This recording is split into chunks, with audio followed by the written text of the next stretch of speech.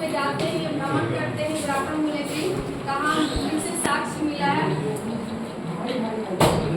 कभी भी हम लेते हैं ना तो ईसा से ही हम जोड़ते हैं। आप लोग हिस्ट्री में पढ़ते हो ईसा की पहली शताब्दी ईसा से शुरू होती है। पहली ईसा का सन बताओ। 8 शताब्दी नहीं बताइए नहीं 8वीं सदी में पश्चिम महाराष्ट्र में भी पश्चिम, मान लो यहाँ पर महाराष्ट्र है, महाराष्ट्र से नहीं यहाँ कोने में, ये भारत तो यहीं पे है ना जी महाराष्ट्र। यहाँ पूरा पश्चिम उत्तर तक, ये हो गया उत्तर, ये दक्षिण, ये पूरब, ये पश्चिम, यानी इस साइड। ईसा की 8वीं सदी में महाराष्ट्र के पश्चिम यानी इधर, ठीक, पश्चिम तो इधर ना होगा। मैप रहेगा तब तो मैप वाइज बता रहे हैं। नक्शा क्या होता है? नक्शा यहाँ से आता है ना, मान लो ये नक्शा है, ठीक।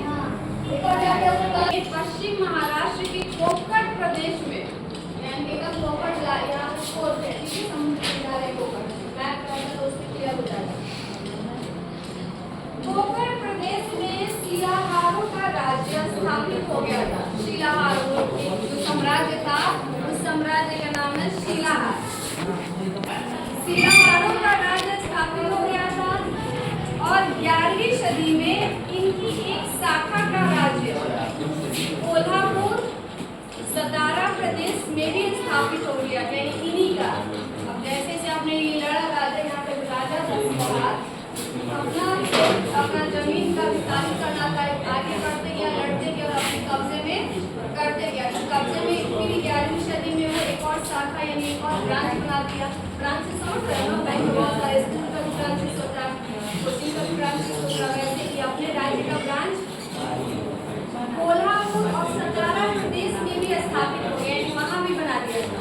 इन शिलाहारों के अनेक नागरी लेख में मिले हैं, यानी कि शिलाहारों की जो प्रसिद्धि थी, जो इनकी गुणगाथा थी, जो अपने लाइफ में इन्होंने जो कार्य किए थे, उन सभी कार्यों को जो शिलालेख में अंकित कराए थे, जो ये थे, वो लेख भी नागरी लिपि में अपने जाहिर हो गया है कि नागरी लिपि पूर्ण रूप से 8वीं सदी से पूरे दक्षिण भारत में विस्तारित हो गई।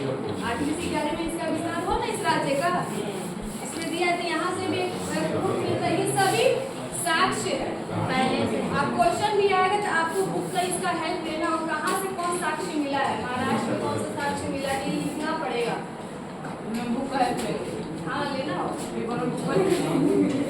अभी लेनी कभी यहाँ याद हो जाएगा तो वहाँ कैसे ले जाइएगा।